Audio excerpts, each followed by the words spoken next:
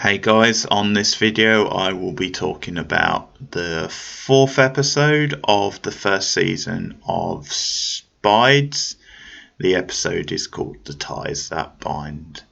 And, well, I mean, if last week's was a bit slow, this week even more so. This one seemed to move at a snail's pace, with one or two random sort of highlights which I'll talk about, but one of the big plots, which I'll probably talk about first to get out of the way because it's really not very interesting.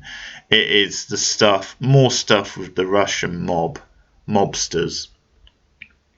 One of them who I detected actually like an American, like sort of New Jersey style accent, which pretty bad. I mean, it might have been just the way it came across to me, but it did sound more like an American accent than like a Russian accent, which it's meant to be.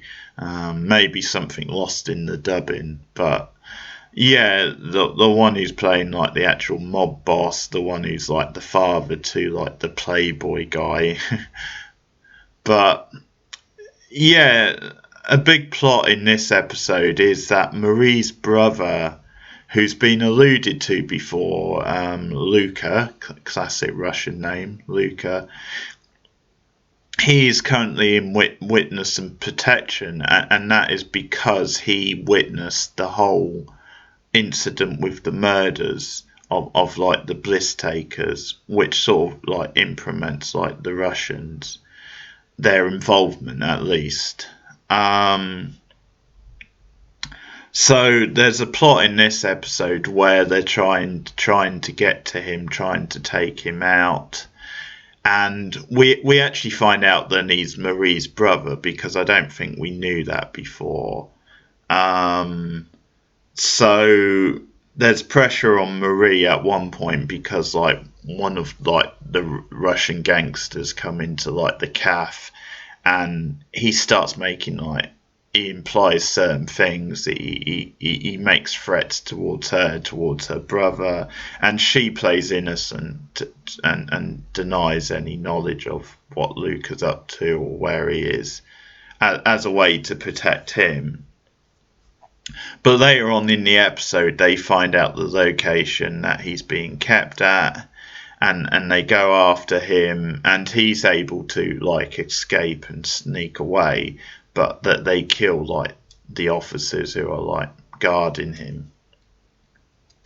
And he finds his way back to Marie, and she obviously wants to protect her brother, so it's quite funny actually because you've got Peter and Nora trying to have like a romantic evening.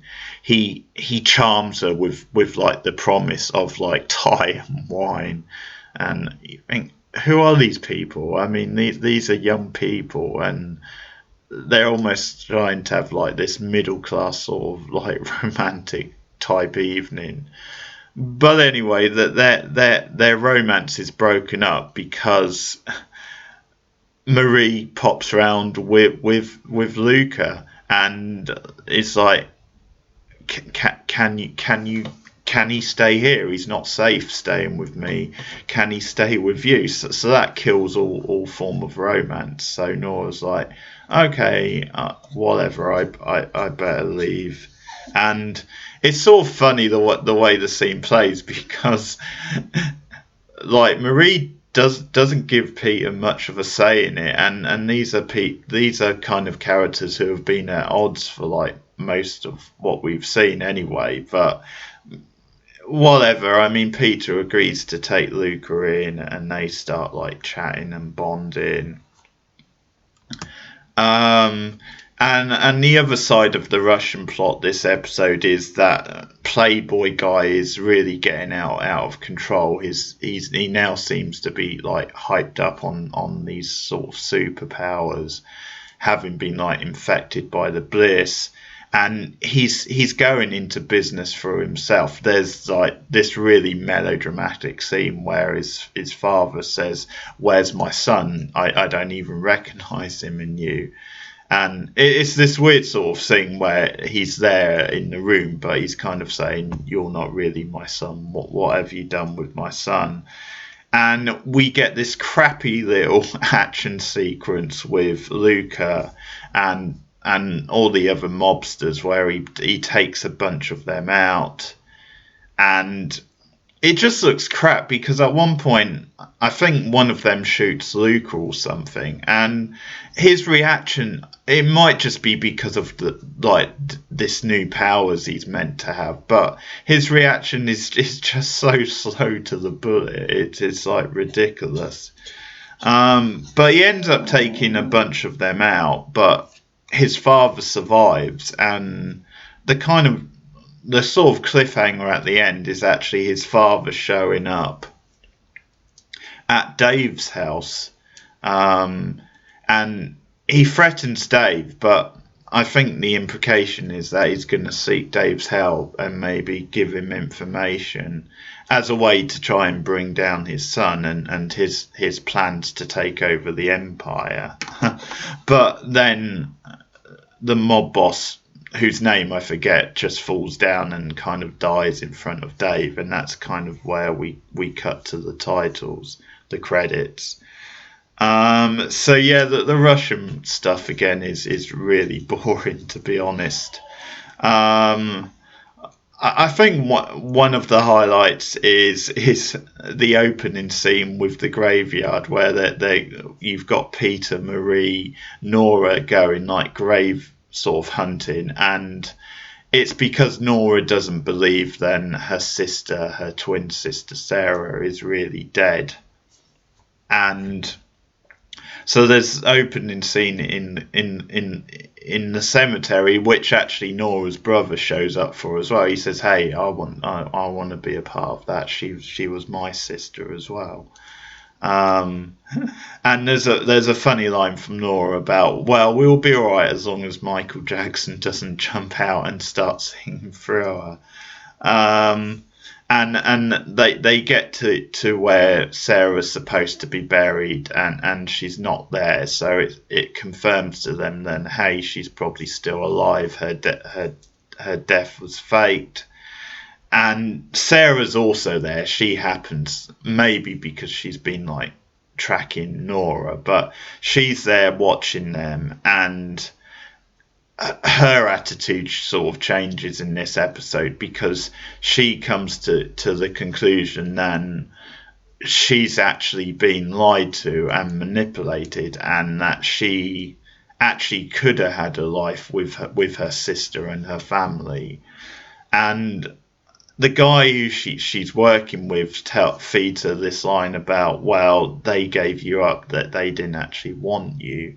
And I don't think she really believes that. But anyway, that's the whole thing where she's starting to have different ideas.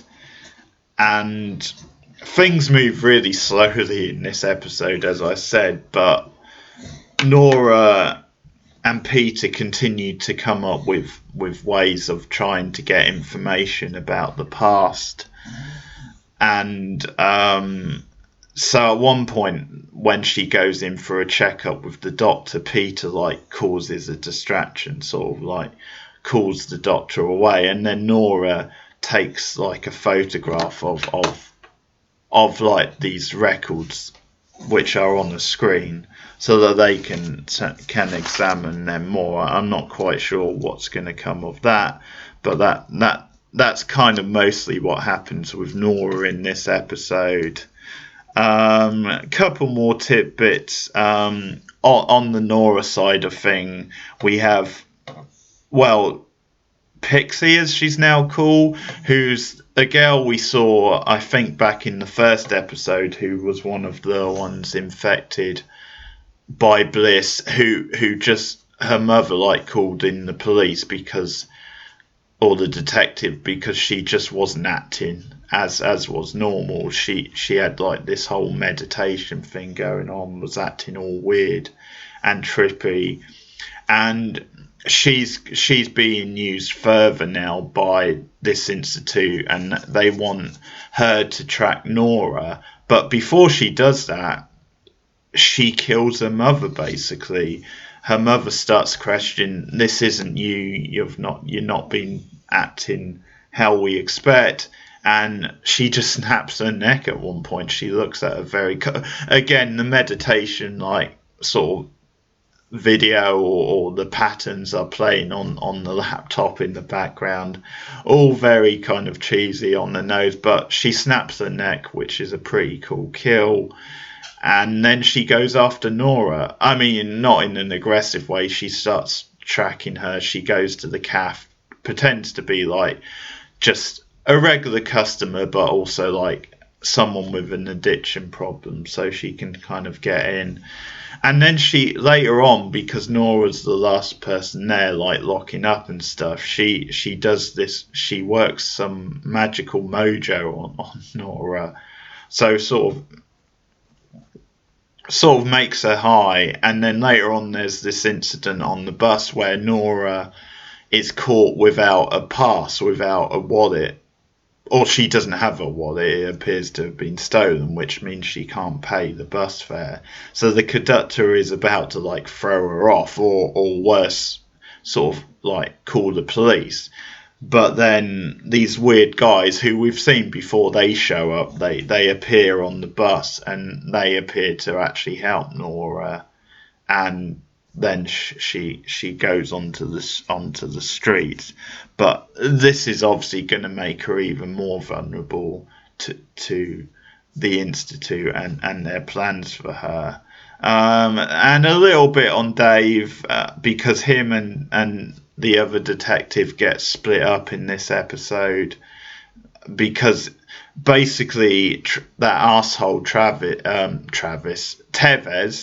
much more of a jerky name, although Travis can be as well. But Tevez says, well, the Bliss investigation is now a homicide case because of those people who were shot, and says, so you're no longer on the case. And there's a bit of like macho heat between Dave and between Tevez, and obviously him and his partner are not gonna let it lie there. But Dave, the barfly, basically is having a rough time, because of course he recently lost his girlfriend, his wife, who was also his partner. That was a detail I forgot to mention in the last episode. He reveals that to the other detective. So he goes on a bit of a bender, and he's eyeing up this woman from across the room, and they actually sleep together. And it's like, why? Where is this come out of nowhere? What real purpose is this serving? And then what's even weirder is he gets higher on bliss. He actually takes bliss, and you sort of think, why would he do this? I know he's on a downer, but it doesn't really like add up that he would start taking bliss. And they have a one night stand, and then he's really off with her in the morning. He basically tells her to get out, and she calls him an arsehole when leaving, which is pretty funny. But yeah, the stuff with him and Bliss, it's like, why? Is this some sort of game plan? Why does he want to be on Bliss? Why would he suddenly get addicted to it? I don't know, folks. Maybe we'll get the answers in the next episode. But that's your episode of Spides for the week. Thank you for listening. Like and subscribe if you are new to the channel. If you've been watching this series, let me know your thoughts in the comments below. Just a couple of other things to promote. This week I started reviewing the new Netflix series that is Stateless. New 6-part limited series, so the first review of that is up on the channel now. I will do episode 2 soon, and also I've been doing Hannah, season 2 of that from Amazon. I've done the first 3 episodes of that, so you can find those reviews on the channel if you want more content. But thanks for listening. I'll see you guys again soon.